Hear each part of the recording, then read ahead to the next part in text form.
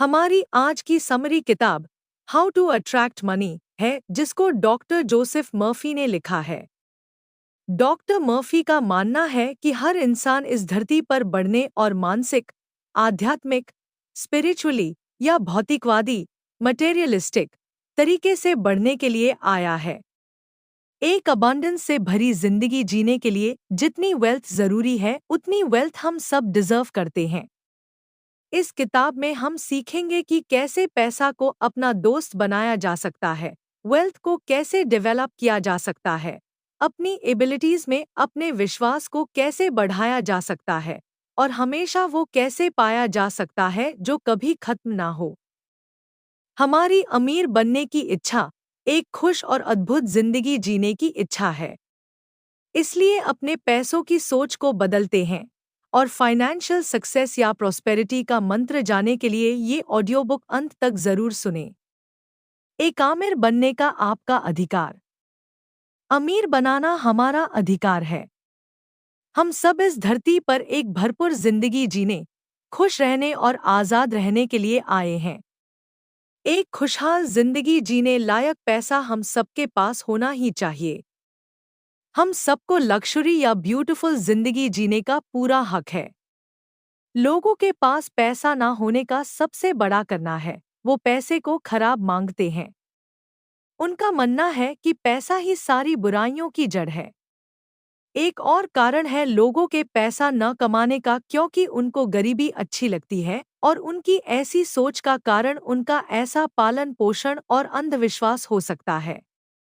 लेकिन गरीबी में कोई अच्छी बात नहीं है। बाकी बीमारियों की तरह ये भी एक दिमागी बीमारी ही है। अगर आप फिजिकली बीमार होते हैं तो आपको लगता है आपके साथ कुछ दिक्कत है या आप अपनी स्थिति सुधारने के लिए आप कुछ न कुछ करते हो। वही तरीके से अगर आपकी जिंदगी में पैसा भी लगातार नहीं आता तो आपके साथ कुछ दिक्कत है जो आपको बदलने की जरूरत है। हम सब सफल होने, जीतने या सभी परेशानियों से लड़ने के लिए पैदा हुए हैं। अगर आपकी जिंदगी में आर्थिक रूप से कमी है तो आपको उसके लिए कुछ करना चाहिए। सबसे पहले पैसे से जुड़े जितने भी अंधविश्वास या कहानियां हैं, उससे खुद से दूर कर लें। पैसे को खराब या अपना दुश्मन न समझें, क्योंकि अगर आप ऐसा करोगे तो आप खुद ही पैसे को खुद से दूर कर रहे हो। कुछ लोग कहते हैं कि पैसे के लिए मर्डर हो जाते हैं, पैसे के लिए चोरियां होती हैं, या पैसा हजारों क्राइम्स का कारण है, लेकिन फिर भी ये सब पैसे को खराब नहीं बनाते। इसके कुछ उदाहरण देखते हैं। अगर एक इंसान किसी को मारने के लिए $50 देता है तो उसने अपने खराब उद्देश्य के लिए पैसा का इस्तेमाल किया है, ना कि इसमें पैसा खराब है। उसी तरह वो बिजली या पानी का इस्तेमाल कर सकता है किसी को मारने के लिए, लेकिन इसमें बिजली या पानी खराब नहीं है। इसी तरह अगर आपके हाथ में सुई चुभ जाती है तो उसमें सुई की गलती नहीं है।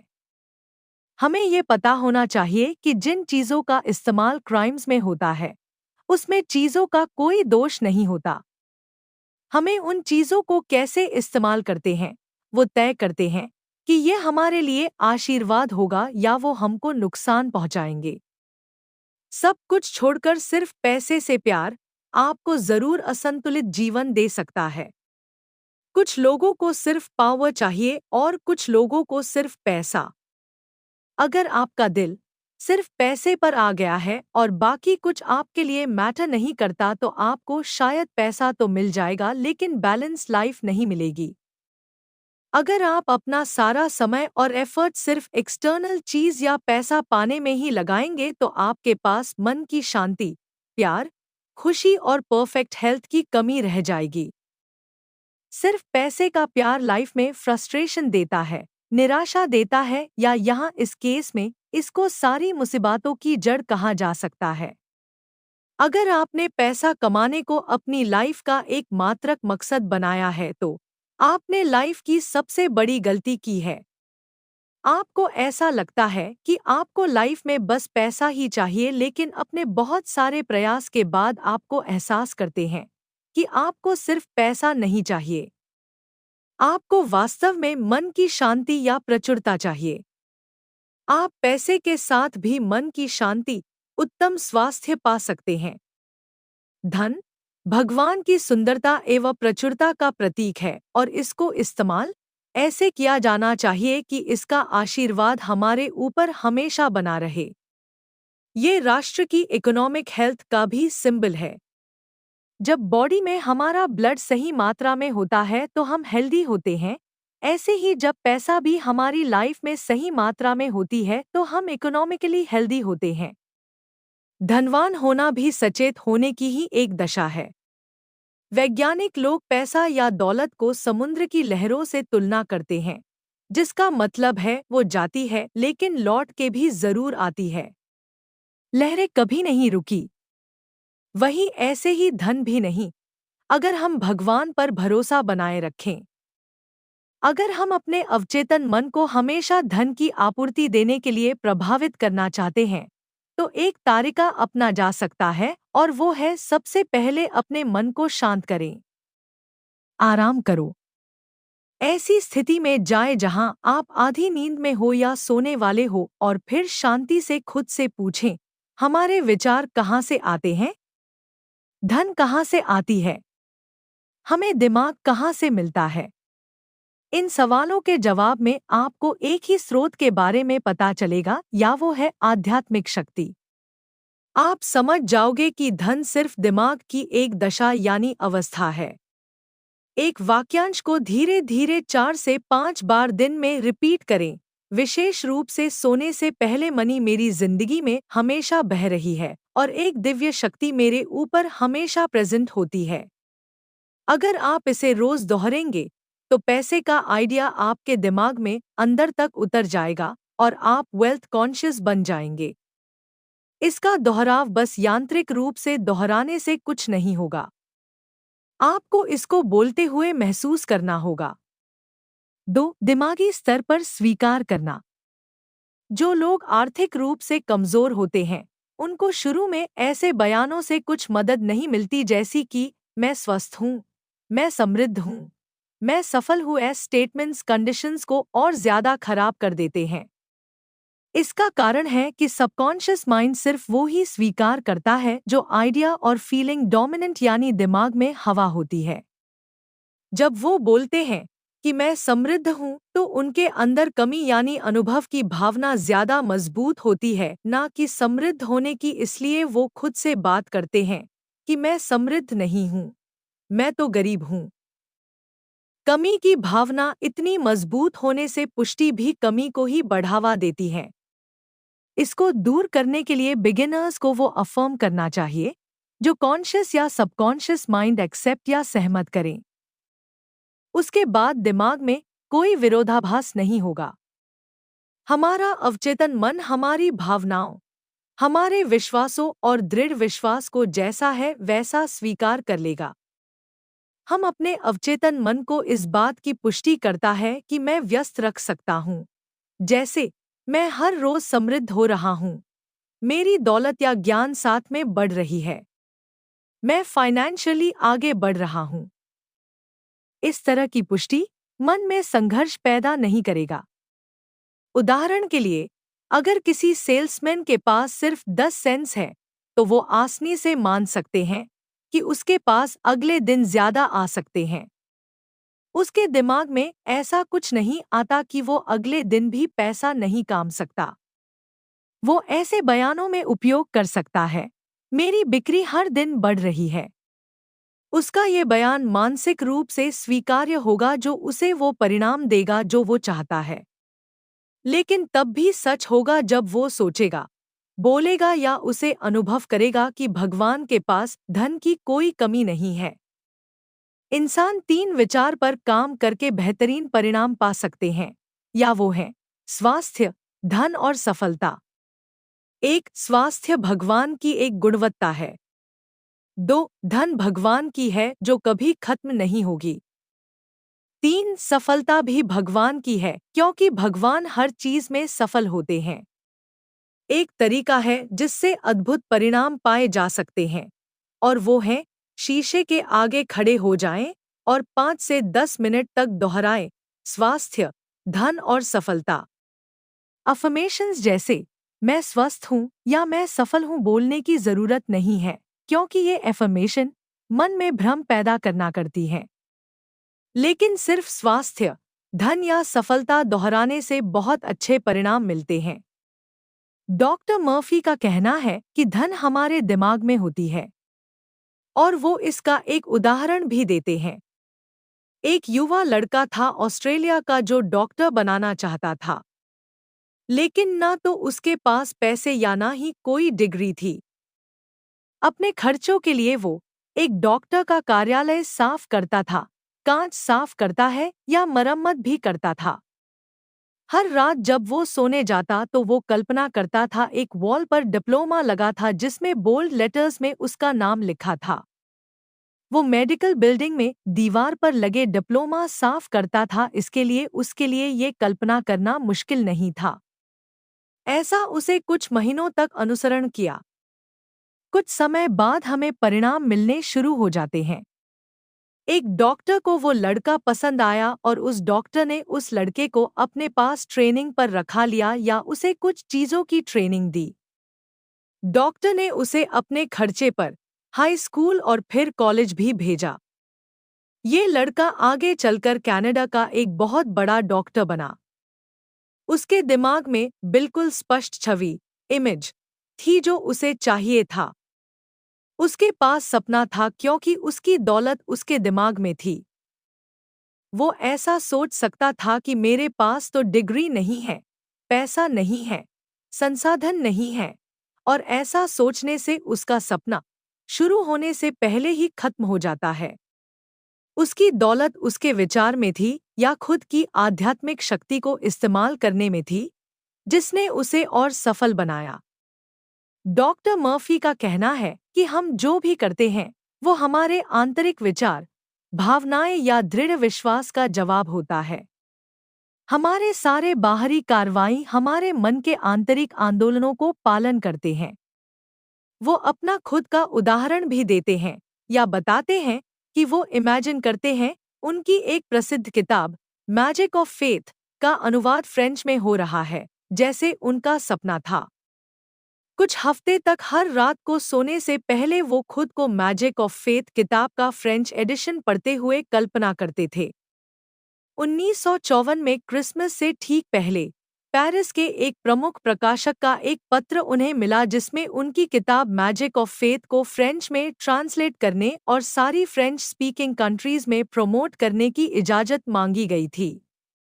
अंत में उनका सपना पूरा हुआ, जिसको उन्होंने जैसा कि रूप में यह भावनाओं के साथ कल्पना किया था।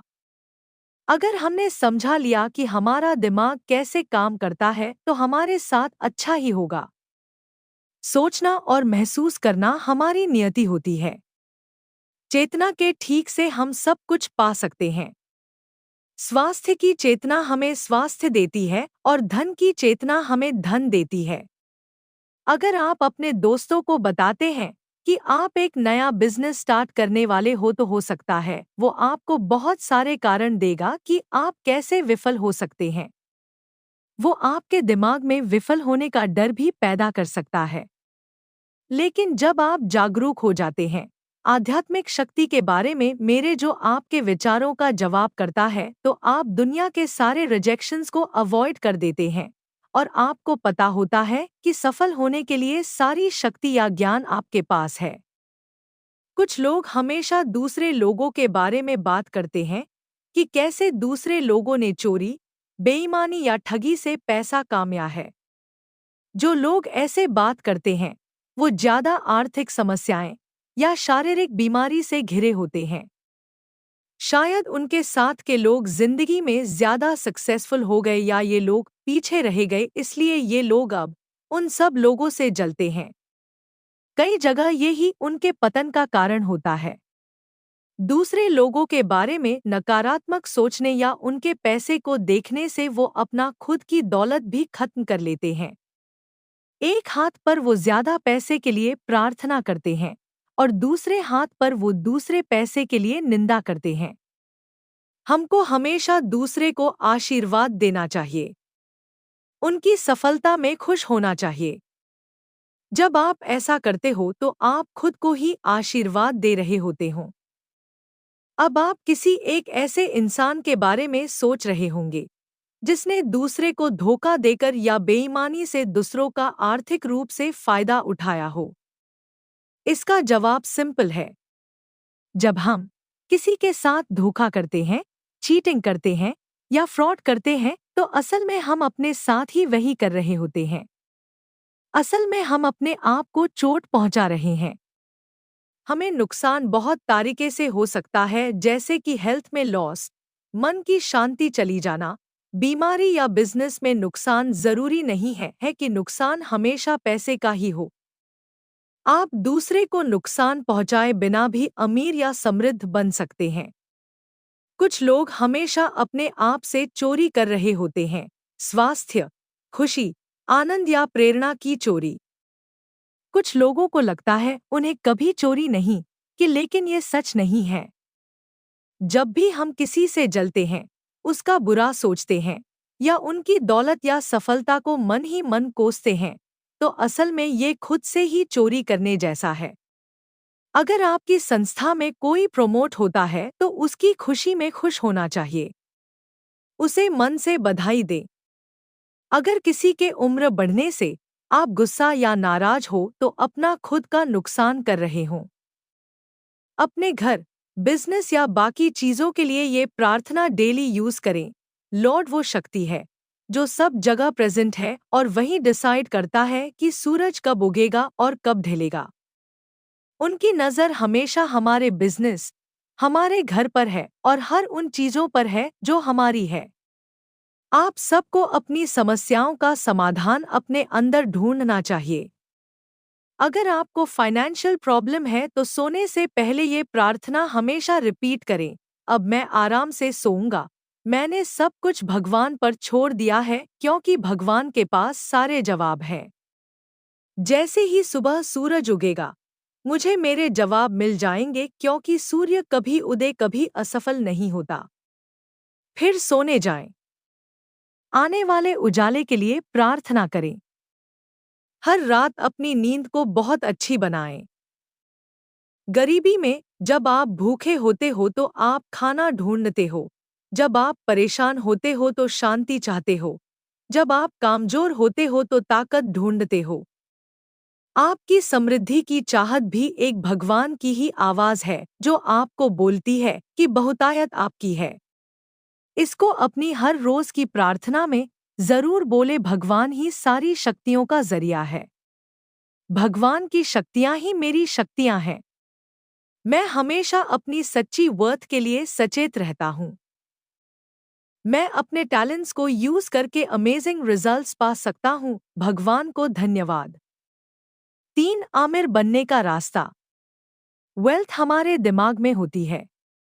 मान लो अगर किसी डॉक्टर की सारी डिग्री या औजार चोरी हो जाए तो भी एक्चुअल नॉलेज और वेल्थ उसके दिमाग में होती है।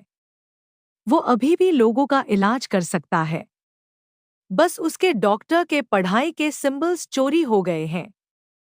लेकिन उसकी दौलत, उसकी मानसिक क्षमता, उसकी दूसरों को मदद करने की नॉलेज या मानवता को योगदान करने में है। डॉक्टर मर्फी बाइबल में यूज हुए एक passage change the water into wine का मतलब समझाते हैं। ये एक संपूर्ण स्वास्थ्य, प्रसन्नता, मन की शांति या समृद्धि पाने का उत्तर है। शराब का मतलब बाइबल में हमेशा होता है अपने सपने या योजना की प्राप्ति होना। दूसरे शब्दों में ये वो चीज है जो आप पूरी करना, हासिल करना या पाना चाहता हो। पानी का मतलब आमतौर पर आपके दिमाग या चेतना से है। पानी को जिस भी बर्तन में डाला जाए वो उसकी शेप ले लेता है। वहीं ऐसे ही आप जो भी विश्वास करते हो या हमें फील करते हैं वो आप अचीव करते हो। इसको ही पानी को वाइन में बदलना कहा गया है। डॉक्टर मर्फी यहाँ अपना एक क्लाइंट का उदाहरण शेयर करते हैं। पानी को वाइन में बदलकर अपनी जिंदगी का पहला चमत्कार किया। उस लड़की का एक बहुत अच्छा सा सैलून था, लेकिन उसकी माँ बीमार पड़ गई या उसे घर पर रहना पड़ा। उसकी अनुपस्थिति में उसके सहायकों ने पैसे का हेर फेर कर दिया या यहाँ तक कि वो लड़की दिवालिया हो गई, उसका घर बिक गया या उसके ऊपर बहुत सारा कर्जा भी चढ़ गया। वो लड़की अपनी माँ के हॉस्पिटल बिल्स तक नहीं भर पा रही थी और ना ही उसके पास कोई काम था। ये लड़की दुनिया से लड़ रही थी। उसका कहना था, मैं सब कुछ खो चुकी हूँ, मैं अपने बिल्स नहीं भर सकती, मैं प्रे नहीं कर सकती क्योंकि मैंने उम्मीद खो दी है। डॉक्टर मर्फी ने इस लड़की को पानी को वाइन में बदलने का फॉर्मूला समझाया। तब उसे समझ आया कि उसको दुनिया से नहीं बल्कि अपने मन की लड़ाई को ठीक करना होगा। ये वही चीज़ हमारे साथ भी होते हैं। हमारे मन में हमेशा एक वार चलती रहती है। हम अपनी संपत्ति या अन्य इच्छाओं को पूरा न होने के लिए बाहरी वातावरण को दोष देते हैं। प्रार्थना हमें हमारे मानसिक संघर्ष से बाहर निकालती है। प्रार्थना एक तरह की मानसिक विवाह की दावत होती है जहां विचार और भावनाएं ही हमारी नियति है। जैसा हम अपने अंदर सोचते हैं या महसूस करते हैं, वैसे ही हमारी बाहरी दुनिया होती है जो हमारी बॉडी, फाइनेंसेस, एनवायरनमेंट और सोशल पोजीशन आदि है। हमारे आंतरिक मूवमेंट्स हमारे बाहरी मूवमेंट्स को कंट्रोल करते हैं। भगवान आपके लिए क्या है? आध्यात्मिक शक्ति को भगवान का नाम दिया गया है। गॉड एक वो इनविजिबल सोर्स है जहां से सारी चीज आती है। एक आध्यात्मिक शक्ति है जो हमारे सारे विचार का प्रतिसाद देती है। एक इंसान जब प्रार्थना करता है तो अपने काम को भगवान में विश्वास या विश्वास में बदल सकता है। जैसे ही उसका विश्वास आध्यात्मिक शक्ति में होता है, उसकी जीत की फीलिंग स्ट्रॉन्ग होती जाती है। ये आपकी प्रार्थनाओं का उत्तर भी देता है। दिन भर में हजारों तरह के विचार, ओपिनियंस, दृश्य और ध्वनियां हमारे कानों या आंखों में पड़ते हैं। ये हमारी पसंद है कि हम ऐसे विचार को अस्वीकार कर दें या उनको मनोरंजन करते रहें। डॉक्टर मर्फी ने जब ये सब अपने क्लाइंट को समझाया कि जो सैलून के मालिक थे, तब वो मेंटली अमीर हो गई। उसे सोचने और महसूस करने का नया तरीका अपना लिया। रात में बहुत शांत या रिलैक्स हो जाती या अपनी इमेजिनेशन को यूज करना स्टार्ट किया। उसने 3 स्टेप्स फॉलो करने शुरू किए। 1, उस लड़की ने इमेजिन करना शुरू किया कि बैंक मैनेजर उसको बैंक में बहुत पैसा डिपॉजिट करने के लिए बधाई दे रहा है। ऐसा वो 5 मिनट के लिए इमेजिन करती है। 2, अपनी कल्पना में वो अपनी माँ को बोलते हुए सुनती कि बहुत खुश है अपनी बेटी की तरक्की से। ऐसा वो खुश होकर पूरी फीलिंग के साथ 3 से 5 मिनट तक देखती है। 3, वो खुद की शादी होते हुए इमेजिन करती। 3 हफ्तों तक कुछ नहीं हुआ। वास्तव में उसकी स्थिति या खराब हो गई। उसे गिव अप नहीं किया या हार नहीं मानते हुए ये अभ्यास करती रही। 1 महीने के अंदर उसकी शादी हो गई या उसकी शादी में $24,000 का चेक गिफ्ट में मिला और अंत में उसने पानी को वाइन में बदलने का चमत्कार करने का अनुभव किया। जब भी आपके दिमाग में नकारात्मक विचार आएंगे, जो कि आएंगे ही, कभी अपने नकारात्मक विचारों से लड़ाई या झगड़ा न करें, बल्कि आध्यात्मिक या मानसिक फॉर्मूला अपनाएं और इसको रिपीट करें, भगवान मुझे सब कुछ दे रहा है, हर चीज का सल्यूशन गॉड के पास है, भगवान की दौलत ही मेरी दौलत है। हमारी प्रार्थना जहाज के कप्तान की तरह है। हमारे पास बस कहीं पूछने की मंजिल होनी चाहिए। जहाज के कप्तान को रास्ता मिलता है, उसी तरह हमारी प्रार्थनाओं को गंतव्य तक पहुंचाने का रास्ता पता है। या हम ब्रिज पर खड़े कप्तान की तरह हैं। हम विचार, राय, आदेश या विश्वास से मुझे आदेश दे रहे हैं। इमेजिन करो कि आपको बहुत बड़ा खजाना मिला है। इसको सोचिए, फील करें और नोटिस करें कि इस आइडिया पर आपकी बॉडी कैसी रिएक्ट करती है। इस रिएक्शन की इमेज को अपने दिमाग में बैठा लें। खुद की इस इमेज को पूरी खुशी या विश्वास के साथ बार बार सोचिए और प्रार्थना के लिए आप ये मुमकिन कर सकते हैं। अपने मन को शांति, सफलता धन या खुशी के विचारों में व्यस्त रखें। पूरी भावना या विश्वास के साथ हमको दौलत से शादी कर लेनी चाहिए, लेकिन साथ ही दिमाग में बहुत सा डर, शक, चिंता, आलोचना, ईर्ष्या या गुस्सा जैसी अतिरिक्त पत्नियां रख कर इस मैरिज के साथ फ्लर्ट न करें।